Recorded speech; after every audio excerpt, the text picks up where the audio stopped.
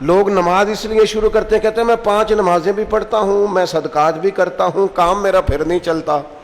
تو میں کہتا ہوں تمہیں پتہ ہی نہیں، نمازی کے لیے تو آزمائش ہے، جتنا جتنا ایمان کامل اتنی اتنی آزمائش بھی زیادہ۔ اور یہ میں اپنے پاس سے نہیں کہہ رہا، حضرت ابو سعید خدری رضی اللہ تعالیٰ عنہ فرماتے ہیں میں نبی پاک علیہ الصلوۃ والسلام کی خدمت میں حاضر ہوا اور حضور کے دست مبارک کو چومنے کے لیے میں نے اپنے ہاتھ جب آگے کیے تو تپش تھی، تیز بخار تھا نبی پاک کو۔ تو حضرت ابو سعید خدری رضی اللہ تعالیٰ عنہ ارشاد فرماتے ہیں کہ میں نے، یہ سنن ابن ماجہ میں موجود ہے، فرماتے میں نے عرض کیا یا رسول اللہ صلی اللہ علیہ وسلم اتنا تیز بخار؟ حضور فرمانے لگے ہم پر جو آزمائشیں آتی ہیں نا انبیاء پر، وہ عام لوگوں سے دگنا آتی ہیں۔ یہ تو لاڈلے ہیں، یہ تو محبوب ہیں اللہ کے۔ فرمایا عام لوگوں سے دگنی آزمائش آتی ہے، لیکن فرمایا ہمارا رب بڑا کریم ہے، ہمیں اجر بھی ڈبل ہی عطا کرتا ہے، ہمیں اجر بھی ڈبل ہی عطا کرتا ہے۔ تو حضرت ابو سعید خدری کہتے ہیں موقع اچھا تھا، میں نے ایک سوال بھی کر دیا، میں نے کہا یا رسول اللہ صلی اللہ علیہ وسلم بتائیے نا بھلا دنیا میں زیادہ آزمائشیں کن کو آتی ہیں؟ تو حضور فرمانے لگے سب سے زیادہ آزمائشیں اللہ کے انبیاء کو آتی ہیں، نبیوں کو آتی ہیں۔ حضور اس کے بعد فرمایا اس کے بعد جو ان کے زیادہ قریب ہوتا ہے اسے آتی ہیں۔ لوگ کیا سمجھیں گے امام حسن کی آزمائش کو؟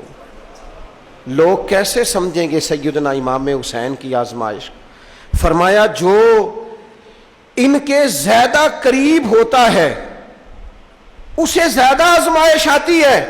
تو حضور کے سب سے قریب تو امام حسن ہے نا، امام حسین ہے نا، تو کیا سمجھتا ہے قربت بس نسبت کے اظہار کا نام ہے اور بڑے لطف کے ساتھ زندگی گزارنے کا نام ہے؟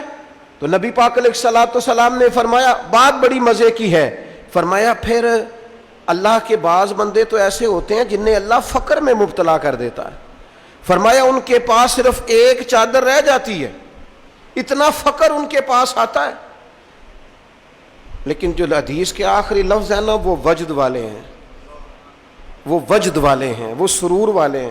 ہمارا یہ مزاج ہوتا ہے کہ میٹھا میٹھا کھا جاؤ اور ذرا کڑوا آ جائے تو سویرے بھی رو شام بھی رو، حال ہی کوئی نہیں، غریبی بڑی، پریشانی بڑی، حضرت صاحب گھر سے بیماری جاتی نہیں، اور جناب کیا بتائیں بعض لوگ تو ایسے ہیں جن کی بات سن کے لگتا ہے زندگی میں کبھی سوئی ہی نہیں، اتنے بڑے بڑے دکھ سناتے ہیں۔ او خدا کی رحمت کا بھی تو ذکر کرنا، خدا نے جو تیرے اوپر انعامات کیے ان کا بھی تو ذکر کرنا، ان کا تذکرہ ہی نہیں کر رہا میرا بھائی۔ نبی پاک علیہ السلام نے فرمایا ان لوگوں پر دکھ آتے ہیں پر قربان ہونے کو جی چاہتا ہے ان لفظوں پر۔ حضور فرمانے لگے وہ رب کی طرف سے آنے والے دکھ پر بھی اس طرح راضی ہوتے ہیں جس طرح تم میں سے کوئی راحت ملنے پر راضی ہوتا ہے، سکون والی چیز ملنے پر جس طرح تم راضی ہوتے ہو اس طرح وہ دکھوں پر بھی راضی ہوتے ہیں۔ دکھ قبول محمد بخشا، دکھ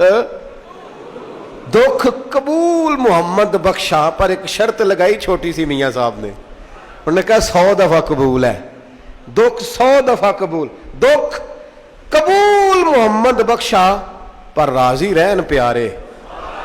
یہ شرط یہ ہے کہ تو راضی رہ، تو راضی رہ، دکھ قبول محمد بخشا، راضی رہن پیارے۔ اور حضرت سلطان صاحب کہنے لگے اساں کیتی ہے جان حوالے رب دے، ایسا عشق کمایا ہے اسی مرن تو پہلو ہی مر گیا، باہو تا مطلب نو پایا ہے۔